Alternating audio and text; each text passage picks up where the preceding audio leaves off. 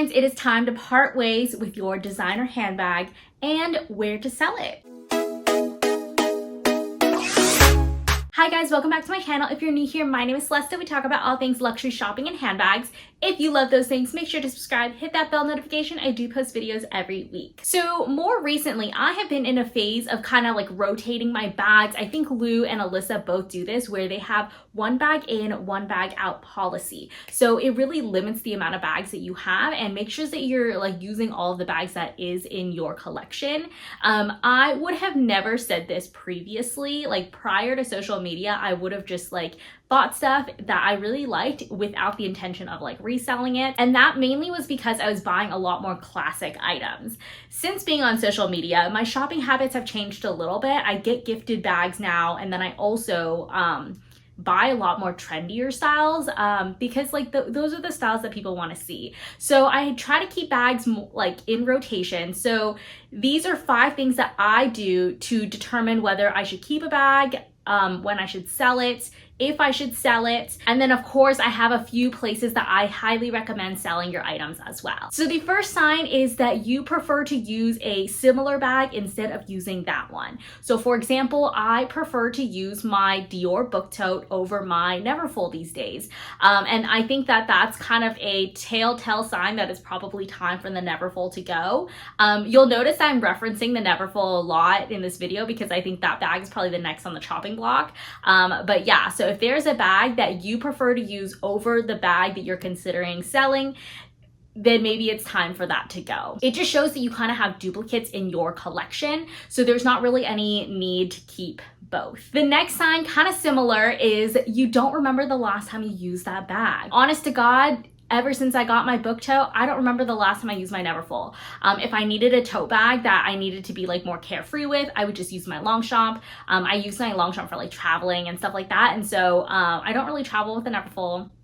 Haven't really used it. Another bag similar to that is like my Louis Vuitton Speedy. Haven't used that bag in quite a while. I think probably since before the pandemic, and the pandemic has been going on for like over 2 years at this point. So another bag that like, if you don't find yourself using it, then it's probably time to let her go. Number 3 is something about the bag is a deal breaker for you, but you didn't realize that it was a deal breaker, or you didn't realize it was gonna be as big of a problem prior to getting the bag. So you guys know I do a lot of research before buying designer bags, and I'm sure you guys probably are doing the same thing, which is why you're watching my videos. And I think as I buy more bags, I start to learn what I like, what I don't like. But especially when I first started buying handbags, I didn't know what I liked. I didn't know what I didn't like. I didn't know what my like preferred bag style was.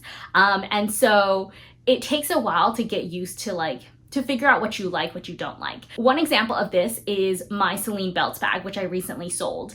I loved the bag. I loved the look of it. I knew that it was going to be a difficult bag to get in and out of, but I was like, oh, it's not going to be that big of a problem. I'm not going to be opening my bag that much. Yeah, and that resulted to me not using the bag and inevitably selling it. So there's going to be things, I think, with bags that may be a deal breaker for you, but you didn't realize was a deal breaker, and that's why you don't gravitate towards using the bag anymore, because you don't like a certain aspect of the bag. So maybe the bag doesn't have a crossbody strap, it's only a top handle. So you realize you like a crossbody strap, you like to be hands-free. It could be something like that. Or you realize you don't like big bags, you don't like how heavy it is. The longer you buy bags, the longer you use bags, you're gonna know what works for you, what you don't like. And if there's something about a bag that you do not like, and you find yourself not reaching for it because you don't like that, it's time for her to go. Number 4, is it a trendy bag?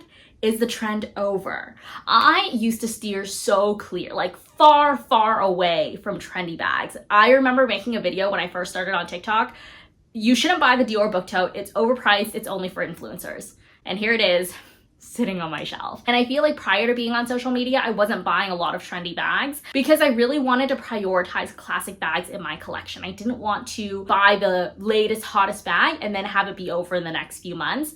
Now I have a little bit more flexibility to do that, given with like additional income, and sometimes things are gifted, you know? And so like realistically, that's kind of what it is. And so I have a lot more flexibility to try more trendy styles now. But my advice still is to steer away from trendy bags. I personally feel like when I buy a very trendy item and then it's no longer trendy anymore, or you see a lot of people talk badly about it. I know you're not supposed to feel this way, and I will tell you, you shouldn't feel this way. You shouldn't let this bother you, but I let it bother me. And like, for example, the Gucci belts. A lot of people hated the Gucci belt after maybe like a year or two ago.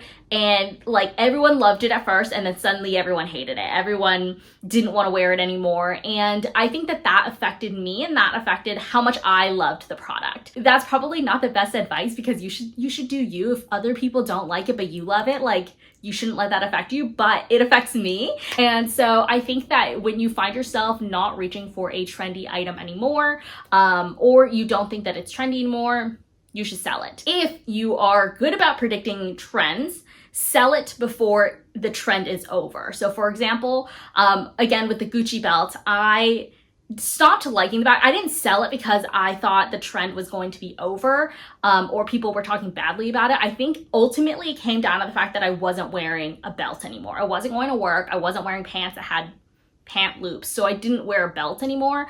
But I also think that I sold it because a lot of people were starting to talk badly about it. And in addition to not wearing it, then I decided to sell it. I think I was ahead of the trend in terms of selling it, because I sold it for just under $300. I think I got it for about $350, and then I sold it about a year ago. And now I very rarely see Gucci belts. If you find them on the resale market, they usually don't go for very much, and I think it's because the hardware tarnishes a little bit. And so it's a lot of things, but I think ultimately the demand for the Gucci belt isn't as high anymore. So if you are planning to sell a trendy item, sell it when it's still hot. And so there's still high demand for it, and you can recuperate a lot more of your costs, versus if you were to sell an item when it's no longer trendy anymore, nobody wants it anymore, then the demand is low, therefore your price is going to be a lot lower than what you paid for it. Sign number 5, it is time to part ways with your handbag or designer item, is that you simply just don't love it anymore. I think for me, I want to look behind and be like, wow, I love this. Whenever I'm using a bag, I want to look at it and realize like how much I love it. And I know this sounds materialistic, I do, but there's certain bags that I look at that I'm like, oh, that's just a bag. That's just a bag. These bags are thousands of dollars, and it shouldn't feel like it's just a bag. You know, you should really feel like you love it. And I honestly feel that way about my Neverfull. I look at it and I'm like, oh, it's just a bag. And I think that's a very telltale sign that I should get rid of it. And I think similarly, as I'm like talking to my best friend about this, and I'm like, hey, like, do you think I should sell this? Do I think I should keep it? It is a classic, you know, things like that. The more she tried to convince me to keep it, the more I was like, okay, I think it's really time for her to go, because I really don't love it. It sounded like she liked the bag more than I did, and that's probably a red flag in and of itself. So now that you've decided to sell your item, where do you sell it? So one of the most popular places are going to be Fashionphile, Rebag, RealReal, those kind of brands. These brands typically take about 40% of what the list price on the website is. So for example, let's keep it easy. If the item is listed for $1,000, they're probably going to give you about $600. I also know that some of these online consignment stores have been a little bit more selective with what they're accepting and what they're not accepting anymore. So take that into consideration as well. These are great if you're looking for a quick sale. So you may not make the most money from it, but if you're looking for a quick sale, let's say you need to sell this bag ASAP, you have a financial emergency that you need to pay for, right? This is going to be a quick sale for you. You're going to get your money and then you can leave. A place that I really like to sell my items, and I find is a very quick sale, is Season 2. They're not sponsoring this video, but you guys know I've worked with them previously. I flew to Miami to go work with them, and they're great. It's a small business, and it gives you that small business vibe. So you know that they care about each of their customers, each of their consigners. They're very thorough with every bag that comes in, and I have found that they always have a very quick sale. I've sold, I think, 3 of my bags with them, and each of them have sold within the same day, which is crazy. And so I feel like I also get like most of my money back when I sell with Season 2 too, compared to like I've sent offers into like the RealReal, Fashionphile before, and it was never as great. And I also feel like when you work with a consignment store or a reseller, it's a lot safer in terms of like personal safety and liabilities. There are scammers out there that are gonna say, oh, I didn't receive my item, or they will buy your item and then return it and then give you a fake one. Like there's endless possibilities for scammers, and you don't really want to put yourself in that situation. So in terms of the safest options, I think those two are the best. There's also plenty of other smaller consignment stores. I know Fashionica, Kimmy B Bags, Ready Lux is also another one, and I sold my Chanel bag with them, but Ready Lux doesn't work on consignment basis. They do like buyout, so basically you send them a bag, they will tell you, hey, this is how much we think we are willing to pay for it, and then they buy it off of you. So that is also a quick buck. I think they pay in like 3 days or something like that. So I've also worked with them to sell that blue Chanel a few months ago. Another option is Facebook groups, and I have sold a bag via Facebook groups. In order to find these Facebook groups, you just type like Louis Vuitton buy sell chat or Chanel resale. Like all of these, like you can kind of look it up, and there's a ton of these groups. There's a lot of moderators in this group too, so it tends to be a little bit more safe. It is still riskier selling it by yourself versus selling it through a company, but I found that you can usually make a pretty quick sale and get most of your money back. If you're not in a rush to sell the item and you'd rather maximize how much you can get for the bag, like the higher value over a quick buck. I sold my Montaigne BB on one of the Facebook groups. I listed it, I think for just under 2,000. I sold it for, I think like 1990, versus like some of these consignment stores quoted me at like 900. So that's kind of the significant difference when you're selling it yourself. You are opening yourself to more liabilities when selling these things, but I think that people in the Facebook groups tend to be a little bit better.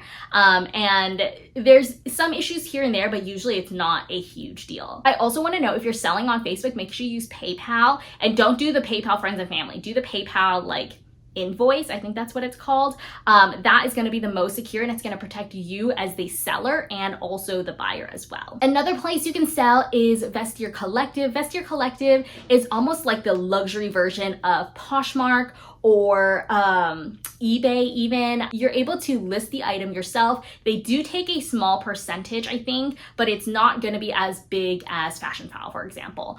So you still sell the item yourself, but because you're selling it through the company, there's a little bit less of a liability. It also depends on the item and how well you price the item, because sometimes the bag can sit there for days, weeks, months even, and it doesn't sell. So that is something you have to take into consideration. If you're not in a rush to sell something, you can always list it and see if it sells. If it doesn't sell, then you hold on to it, you know? So another platform you can use is like Mercari, Poshmark, like those kind of selling apps. I know that their primary focus is not designer handbags, but I have seen people sell their handbags on there. I would be very cautious about selling your designer handbags on there. I have heard of a friend who recently got like scammed by it as a seller. And so just be very careful. I know that these apps also include their authenticity. So if you are a buyer on these apps, still get a third-party authenticator to authenticate. I guess anywhere, if you're buying from not the store itself, you can always get a third party to authenticate. I cannot stress that enough. But if you are looking to sell, be aware that these apps, people tend to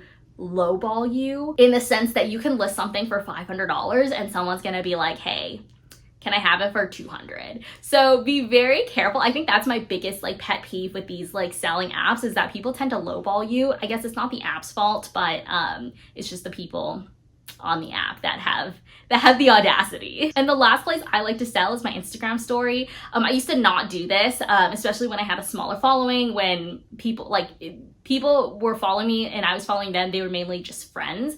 Now it makes it a lot easier to sell on my Instagram story, and then I think that you guys also like it as well. I will be selling a few things, and probably a few things kind of come and go on my Instagram story if you're looking to buy stuff. So make sure you follow me on Instagram if you're interested. But I love selling on my Instagram story. It's usually very fast. You get to interact and you know who you're selling it to. And it just makes it a lot easier, especially if people are local too, then we can just meet up and we don't have to like deal with shipping and all of that.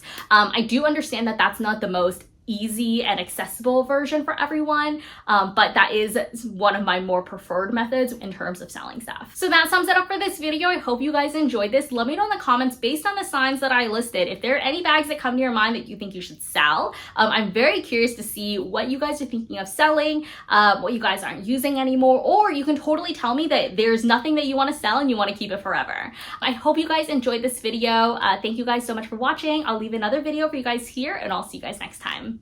Bye!